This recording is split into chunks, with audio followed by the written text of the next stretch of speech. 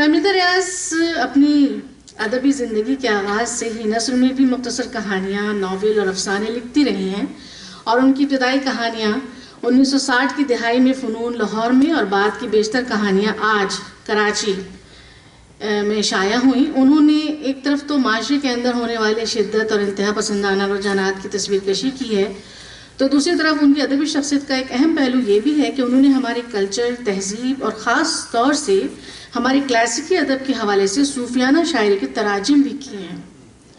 انہوں نے ایک جگہ کہا ہے کہ کلاسیکی ادب کی ایک خاص بات یہ بھی ہوتی ہے کہ یہ وقت کی قید سے آزاد ہوتا ہے۔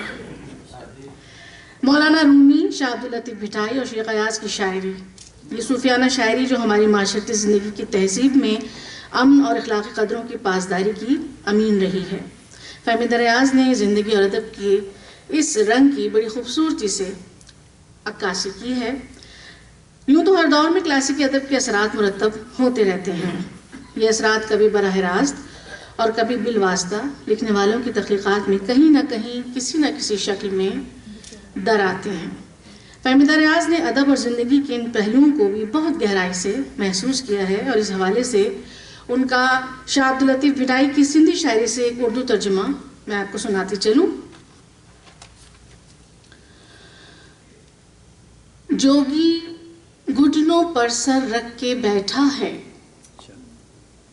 وہ عالم سرور میں ہے، اس کے گھٹنے کو ہی سینہ ہے، جہاں وہ خدا کا جلوہ دیکھتا ہے، اور اس کی چوٹی ایک پردہ ہے خدا سے اس کی نزدیکی کا۔ اور اب میں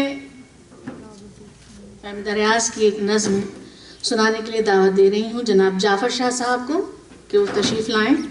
برف باری کی رت۔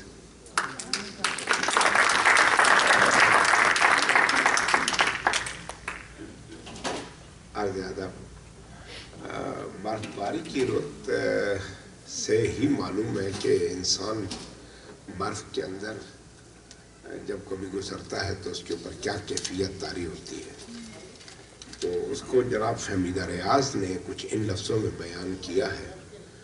تلفظ کی غلطی یا غلطی اگر ہو تو اس کو معاف کر دیجیے گا، کیونکہ میری زبان پر فارسی کی وجہ سے کچھ ایسی کیفیت طاری ہو جاتی ہے کہ میں اردو کو صحیح اس طرح شاید بیان نہیں کر سکتا۔ برف باری کی رت کے بارے میں یہیں تو کہیں پر تمہارے لبوں نے میرے سرد ہونٹوں سے برفیلے ذرے چنے تھے، اسی پیڑ کی چھال پر ہاتھ رکھ کر ہم ایک دن کھڑے تھے، یہیں برف باری میں ہم لڑکھڑاتے ہوئے جا رہے تھے، بہک تازہ بوسوں کی سر میں سمائے۔ اس برف باری میں یہی کیفیت ہوتی ہے، بہک تازہ بوسوں کی سر میں سمائے ہم آغوشیے جسم و جاں کے نشے میں، گئی برف باری کی رت اور پگھلتی ہوئی برف بھی بہہ گئی سب۔ کیا بات ہے! یہاں کچھ نہیں اب کہ ہر شے نہیں ہے، ہٹا کر ردا برف کی گھاس لہرا رہی ہے، ہری پتیوں کی گھنی ٹہنیوں میں ہوا جب چلے تو گئے موسموں سے گزرتی ہماری ہنسی پوچھتی ہے۔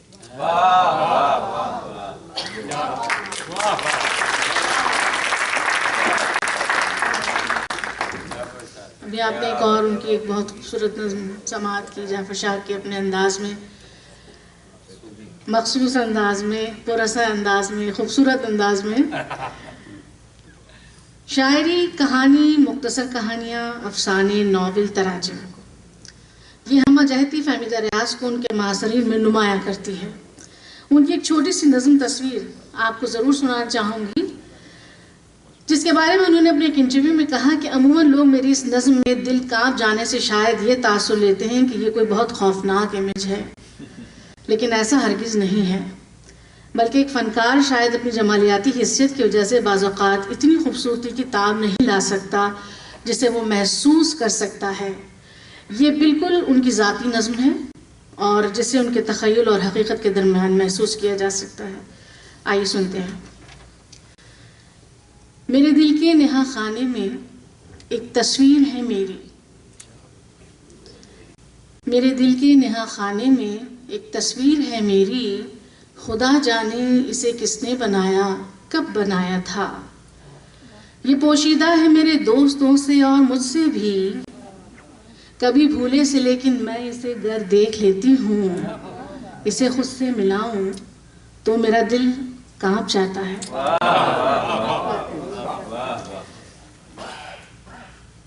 فہمیدہ ریاض کی زیادہ تر شاعری نظموں کی صورت میں ہے۔ ان نظموں میں اردو کے ساتھ ساتھ ہندی لفظیات کا آن ایک خاص ردھم اور غنایت لیے ہوئے ہے جو ان کی نظموں اور گیتوں کے صوتی اور مانوی تاثر میں بہت منفرد ہے۔ اس حوالے سے ان کی بعض نظمیں جن میں پرواں آنچل، گوری کرت سنگھار، دلی تیری چھاؤں، نظر فراق اور بھی بہت ساری ایسی نظمیں خاص طور سے شامل ہیں، لیکن یہاں میں آپ کو ایک ان کی نظم یہ پرواں آنچل ضرور سنانا چاہوں گی، یقیناً آپ لوگ محظوظ ہوں گے۔ یہ دھرتی کتنی سندر ہے، یہ سندر اور دکھی دھرتی، یہ دھانی آنچل پورب کا تیز رفتار ریل کے ساتھ ہوا میں اڑتا جاتا ہے، لہریا سا لہراتا ہے، دور تک ہرے کھیت کھلیان، یہ دھرتی عورت کوئی کسان، سنبھالے سر پر بھاری بوجھ، چلی ہے کھیت سے گھر کی اور، وہی گھر جس میں چھت پر آج کرود کا گدھ منڈلاتا ہے، جھپٹ کر پر پھیلاتا ہے، اوس سے گیلا ہے سبزہ کہ گیلے ہیں میرے دو نین، اوس سے گیلا ہے سبزہ کہ گیلے ہیں میرے دو نین، پڑے ماٹی پتھر کے ڈھیر، وہی مسجد مندر کے پھیر، تنے لوگوں کے تیور دیکھ، تنے لوگوں کے تیور دیکھ، اسی دھرتی پہ سویا بھوت جا کر تمہیں مناتا ہے، کبیرہ کچھ سمجھاتا ہے۔ جہاں وہ نفرت کے گھمسان، نہیں رہتے اس جا بھگوان، نہیں کرتا ہے نظر رحیم، تمہاری منت کرتا ہے، کبیرہ کچھ سمجھاتا ہے۔ اب میں دعوت دیتی ہوں الماس کو، اگر وہ یہاں تشریف رکھتے ہیں، کہ وہ آئیں اور فہمیدہ ریاض کی ایک اور خوبصورت غزل ہمیں سنائیں۔ الماس۔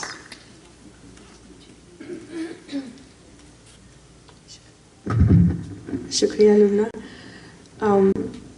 اردو شاعری میں بہت زیادہ تو نہیں پڑھتی ہوں، لیکن جب میں نے فہمیدہ ریاض کو پڑھا تو مجھے بہت اچھی لگی ان کی شاعری۔ آپ لوگوں نے شاید مجھے کبھی کبھی غزل پڑھتے ہوئے سنا ہو، پہلی بار میں ان کی ایک نظم سنانے کی کوشش کر رہی ہوں، امید ہے آپ لوگوں کو پسند آئے گی۔ جب نیند بھری ہو آنکھوں میں۔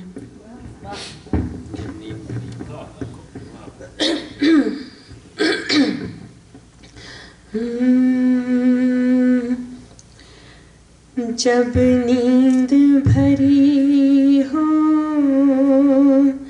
آنکھوں میں، جب رات گئے بیلا مہکے، اور چاروں طرف ہو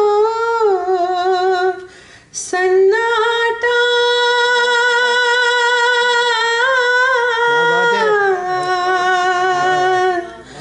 چپ چاپ گزرتے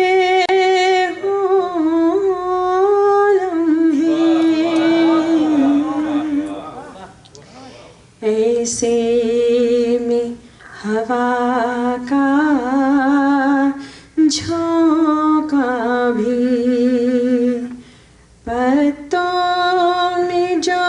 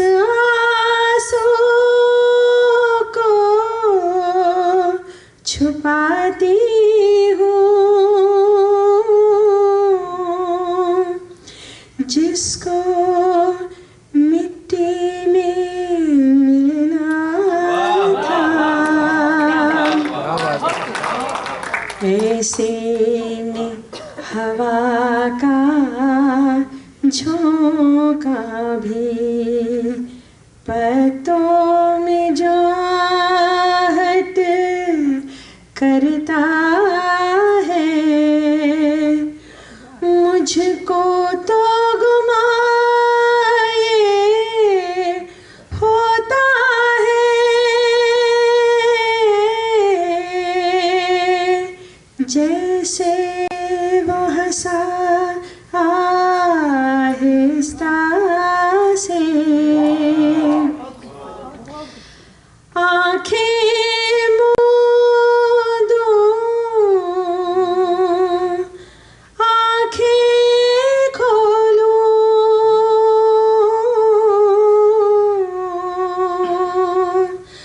आँखें मूंदूं,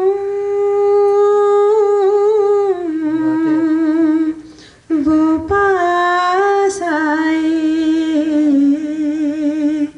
वो पास आए और मुझसे कहे तुम मुझको अच्छी लगती हो, जब नींद भरी हो आँखों में, जब रात गए बेला महके, आधी सोई आधी जागी,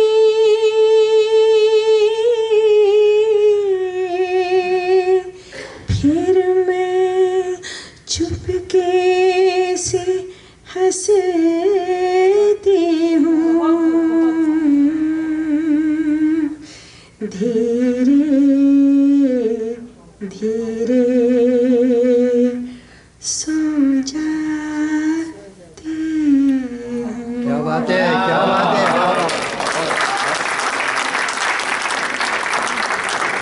बहुत शुक्रिया। एक बात और बताना थी आपको, अगर आपको ये नज़म पसंद आई है तो इसकी तर्ज ताशी भाई ने बनाई थी। क्या बात है। इतनी खूबसूरत शायरी, इतनी खूबसूरत धुन और इतनी ही खूबसूरत गायकी।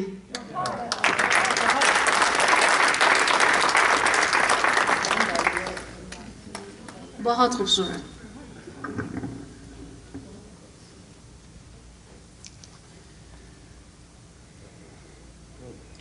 पाकिस्तान के सियासी और समाजी पस मंज़र के हवाले से भी फ़हमीदा रियाज़ ने बहुत सी नज़में लिखी हैं, और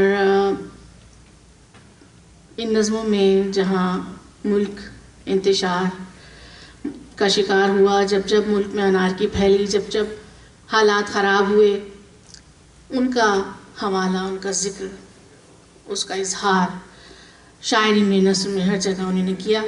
इसी हवाले से मैं आपको एक नज़्म, जब बलूचिस्तान में पहली बार फ़ौज कशी हुई तो उन्होंने एक नज़्म लिखी थी, वो मैं आपको सुनाना चाहती हूँ कि पत्थरों पे दमकता अकेला लहू, झिलमिलाता लहू बह रहा है, मेरे बेटे यहाँ दीदावर कौन है, जो नज़ारा करे दामने कोह में, कैसे चमके हैं याकूत और मरजान।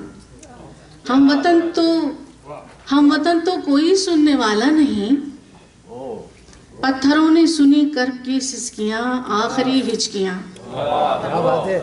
मेरे बेटे यहाँ दीदावर कौन है, जिस्म पर पैराहन पारा पारा, गोलियों से बदन पारा पारा, बेसहारा लहू बह रहा है, ये लहू ख़त्म होगा तो थम जाएगा, आखिरिश संगरेज़ों पे जम जाएगा।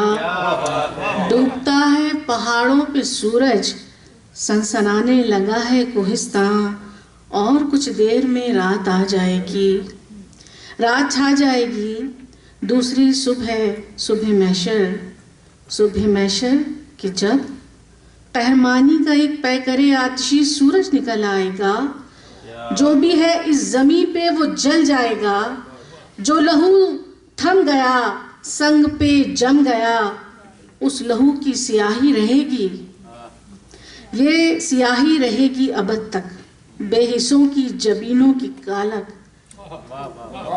اس سیاہی کو پھر کون دھو پائے گا؟ کوئی پیغام الفت، کوئی پیغام تجدید الفت، کوئی سیلاب اشک ندامت۔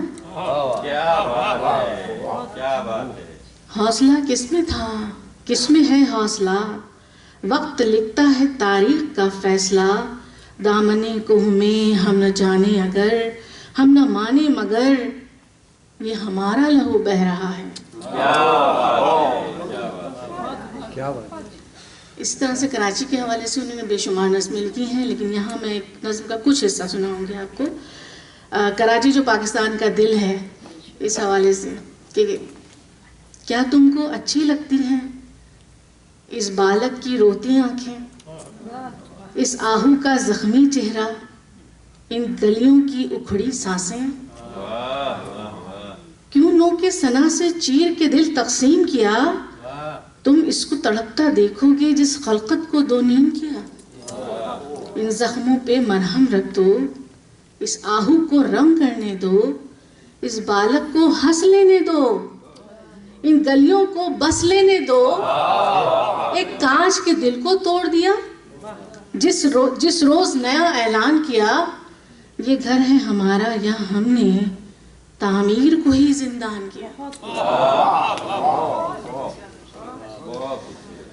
یوں تو فہمیدہ ریاض نے کراچی کے حوالے سے اپنی کہانیوں میں اور اپنی نظموں میں بہت سے منظر نامے کھینچے ہیں، لیکن یہاں میں آپ کو ایک اور بہت مختصر سی نظم لیکن بہت پراثر نظم ضرور سنانا چاہوں گی کہ مسجد مسجد یہ نمازی، سجدوں میں گرے یہ غازی، گردن تو اٹھا کر دیکھیں، نظریں تو بچا کر دیکھیں، جس سمت جھکے ہیں ماتھے اس سمت کہاں ہے کعبہ، اس اور نہیں کوئی قبلہ، منبر پہ نہیں ہے ملا، یہ تو ایک ٹینک کھڑا ہے اور ٹینک کے پیچھے گن ہے، اس دیش میں بڑی گھٹن ہے، اس دیش میں بڑی گھٹن ہے۔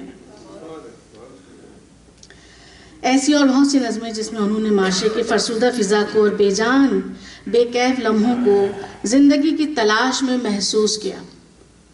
اس حوالے سے آئیے ان کی ایک اور نظم سنتے ہیں۔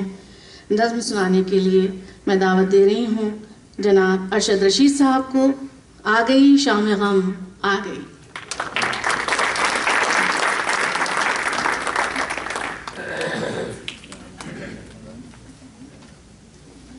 بہت شکریہ۔ یہ نظم بڑی سادہ سی نظم ہے، یہ اتنی گھمبیر نہیں ہے جن حالات کا آپ ذکر کر رہے ہیں۔ اچھی نظم جی اجازت ہے؟ آزاد نظم، اس کا عنوان ہے شام غم۔ آ گئی شام غم آ گئی، پھر بتانے سے کیا فائدہ، آ گئی شام غم آ گئی، پھر بتانے سے کیا فائدہ، ہو گیا دل کا خون ہو گیا، ہو گیا دل کا خون ہو گیا، سچ ہے یہ، پھر فسانہ بنانے سے کیا فائدہ، کھو گئے ہم سفر سب گئے اپنے گھر، کھو گئے ہم سفر سب گئے اپنے گھر، راہ چلتوں کو اب راہ میں روک کر یہ کہانی سنانے سے کیا فائدہ،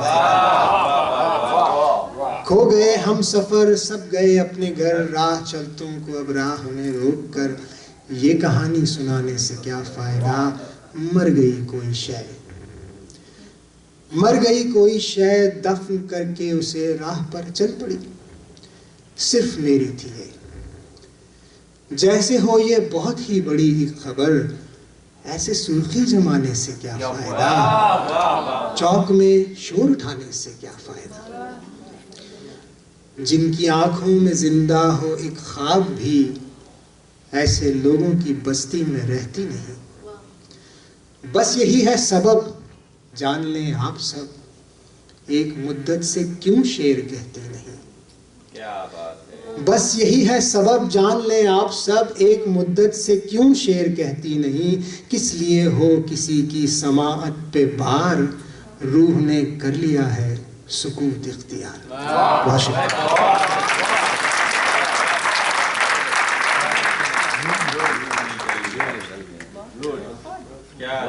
روح نے کر لیا ہے سکوت اختیار. اتنی خوبصورت نظم آپ نے ارشد رشید صاحب سے سنی. اصل میں ایک تخلیق کار زندگی کی متضاد کیفیتوں سے گزرتا رہتا ہے. فہمیدہ ریاض نے بھی اس نظم میں انہی کیفیت کا اظہار کیا ہے، لیکن اصل بات تو یہ ہے کہ ان کے تخلیقی حس نے انہیں سکوت میں انہیں زیادہ دیر کبھی رہنے نہیں دیا. یہی وجہ ہے کہ ان کا تخلیقی سفر مسلسل جاری ہے. اور اب میں دعوت دے رہی ہوں احمد شہوار صاحب کو کہ وہ آئیں اور ان کی ایک نظم شہر والوں سنو سنائیں.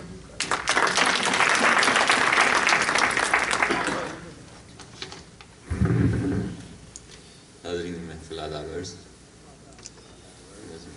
چاہتا ہوں فہمیدہ ریاض صاحبہ کی نظم شہر والوں سنو آپ کی سماعتوں میں نظم تھوڑی سی طویل ہے، میرے ساتھ رہیے گا. آواز پہنچ رہی ہے آپ تک. اس بریدہ زبان شہر میں قصہ گو خوش بیاں آئے ہیں. شہر والوں سنو اس سرائے میں ہم قصہ خواں آئے ہیں. شہر معصوم کے ساکنوں کچھ فسانے ہمارے سنو. دور دیسوں میں ہوتا ہے کیا ماجرے آج سارے سنو. وہ سیاہ چشم چستہ دہن سیم تن نازنی عورتیں، وہ کشیدہ بدن سبز خط خوش قطع ماہرو نوجوان، اور وہ جادوگری ان کی تقدیر کی، اور وہ طلسمات سرکار کی نوکری. ایک انوکھا محل درسگاہوں میں وہ جوق در جوق جاتے ہوئے نوجوان، وہ تبسم فشاں ان کی پیشانیاں ہائے کھوئی کہاں. آن کی آن میں پیر اتنے ہوئے زوف سے ان کی مشگان تک جھڑ گئیں، جسم کی روح پر چھریاں پڑ گئیں. جسم کی روح پر جھریاں پڑ گئیں، اور وہ شہزادیاں کچی عمروں میں جو سیر کرنے گئیں.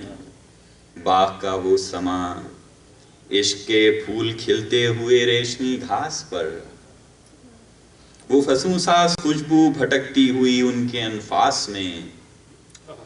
افسروں اور شاہوں کی آغوش میں ان کے نچلے بدن کیسے پتھرا گئے، اور وہ عجب مملکت جانور جس پہ مدت سے تھے حکمراں، گورے آیا کو اس کا پتہ تک نہ تھا. گورے آیا کو اس کا پتہ تک نہ تھا، اور تھامی تو بے بس تھے لاچار تھے. آن میں جو اہل دانش تھے مدت ہوئی مر چکے تھے، جو زندہ تھے بیمار تھے. جو زندہ تھے بیمار تھے. کچھ عجب اہل فن بھی تو تھے اس جگہ، سامری سحر کے روگ میں مبتلا. خلت شاہ تھی ان کی واحد دوا، بیشتر قاب سلطان کے گوشہ چین. گیت لکھتے رہے گیت گاتے رہے، عہد زریں کے ڈنکے بجاتے رہے. کن وزیروں سے کن وزیروں سے ان کی رفاقت رہی، اور کام آئی کس کس کے جادوگری. شاہ کا جب کھٹولا اڑایا تو پھر کیا ہوئی وہ پری. جمع کرتے تھے ہم ایک رنگی فسانہ، عجب داستاں آستینوں میں دفتر نہال لائے ہیں شہر والوں سے.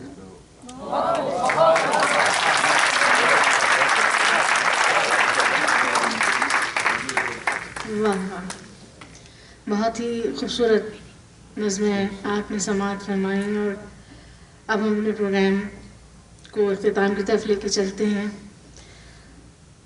فہمیدہ ریاض نے اپنی شاعری میں عورت کو بحیثیت ایک مکمل انسان کے روپ میں پیش کیا جسے اپنی ذات کا شعور بھی ہے، جو آگے بڑھتی ہوئی زندگی کے تقاضوں سے آگاہی بھی رکھتی ہے، جسے اپنے ارد گرد کی بے چہرگی بھی نظر آتی ہے اور اپنا چہرہ بھی۔ ان کا شعری سفر پاکستانی معاشرے کے استحصالی نظام میں عورت کی حیثیت کو، ان کے ساتھ جڑے ہوئے رشتوں کے درمیان اس کی سوچ اور فکر کی آزادی کی جدوجہد کو اظہار میں لاتی ہے۔ یہ وہ عورت ہے جو باشعور ہے، جسے اپنی ذات پر یقین بھی ہے۔ یہ اعتماد اسے کسی نے اعزاز کے طور پر نہیں دیا ہے، بلکہ یہ اس نے خود اپنی کوشش اور جدوجہد کے بعد حاصل کیا ہے۔ یہ وہ سچ ہے جسے سننے کے لیے سماعتیں تیار نہ تھیں۔ فہمیدہ ریاض نے ادب اور شاعری کے حوالے سے اس سچ کا اظہار بڑے حوصلے اور جرأت مندی کے ساتھ کیا اور وہ اس میں کامیاب بھی ہوئی ہیں۔ اس حوالے سے میں ان کی ایک نظم پر اس پروگرام کو ختم کرنا چاہوں گی، کیونکہ یہ نظم فہمیدہ ریاض کے شعری و تخلیقی سفر کے بارے میں بہت کچھ کہہ رہی ہے، اور اب شاید اس کے بعد مجھے کچھ اور کہنے کی ضرورت نہیں ہے۔ وہ کہتی ہیں، میں نے شعر لکھا اپنے آنسوؤں سے، بلک بلک کے روئی، خون کی بوندوں سے نقطے ڈالے، اپنے گوشت کو چیر پھاڑ کر ریشے نکالے اور انہیں قافیے میں باندھا، بے بسی کے ناخنوں سے میں نے اپنی ہتھیلی پر شیر گودا اور تمہیں دکھایا، غلیظ ہنسی ہنس پڑے، آہا ہا ہا ننگی شاعری تم نے کہا، اور میرے کلام سے فحاشی کرنے لگے۔ میں سر پٹکتی رہ گئی، مایوسی کی دلدل میں شاید میں ڈوب ہی جاتی، مجھے تو کیچڑ نے تھام لیا۔ میں تو کیچڑ ہوں، اس نے پیار سے کہا، میں تیرے دیس کی دھرتی پر جگہ جگہ بکھری پڑی ہوں، کرۂ عرش پر دھرتی کا سب سے پہلا روح، میں صبر کر کے پتھر بنی ہوں اور پیار کر کے وادی، ایکا کر کے پہاڑ کون بنا، اجتماعی عزم کی مانند سینہ چوڑا کیے سر بلند اٹل دھرتی پر میں ہی کھڑی ہوں، پر ذرا مجھے محسوس کرو میں کیچڑ ہوں، فلک بوس پہاڑوں کا سیال، میں دل ہی دل میں لاوا بناتی ہوں، میں آج کی کمزور بے ذات پھسلن قیامت خیز زلزلوں کا امکان ہوں، میں جب شکست خوردہ تھی حالات کے شکنجے میں بے بسی سے اشک بار، تب تم میری داد دیتے نہ تھکتے تھے، لیکن اب جب میں نے جھٹک دیا ہے ناطاقتی کو اپنے بازوؤں سے اور موڑ دیا ہے حالات کا پنجہ اپنی نہتی کلائی کے بل پر، جب میری جنم جنم کی حسرت نے اپنی دھرتی کے محرومیوں کی جانب دیکھا تو روتے ہوئے یوں ان کے گلے جا لگی جیسے بیٹی بچھڑی ماں سے لپٹ جائے۔ اب تم اتنے خوفزدہ ہو گئے ہو، تم نے میرے پیچھے پولیس لگا دی ہے، سمن اور وارنٹ جاری کرتے ہو، اپنے سارے خوف کی رسیوں کو بٹ کر مقدموں کی پھانسی میرے سر پر جھلانے لگے ہو۔ بغاوت کا مقدمہ، بات تو ہنسی کی ہے، لیکن یہ تو ایک گونج ہے میرے بچپن کی۔ کسی نے کہا تھا تم باغی ہو، اور آخر کار میری نافرمانی کو سینے سے لگا لیا تھا۔ وہ میری ماں تھی، تاریخ بھی میری ماں ہے۔ اس نے مجھے ذات کے اندھیرے غار میں آ لیا ہے۔ لکھو، اس نے کہا۔ میں جاہل ہوں، نہیں لکھ سکتی، میں نے خوف سے کانپتے ہوئے کہا۔ تب اس نے میرے سرد بدن کو اپنی آغوش میں بھینچا اور کہا، لکھو، خلقت کا نام لے کر جو زمینوں پر محیط ہے اور زمانوں تک رواں ہے، جو عظیم ہے اور کبیر ہے، جو اس پوری دھرتی کی مالک ہے، اور میرا نطق رواں ہو گیا۔ میں گواہی دیتی ہوں اپنے مظلوم لوگوں کی دلیری کی، میں گواہی دیتی ہوں ان کو فتح مبین کی، میں گواہی دیتی ہوں۔ کیا تم میرے گلے میں جے مالا ڈالنا چاہتے ہو؟ شکریہ۔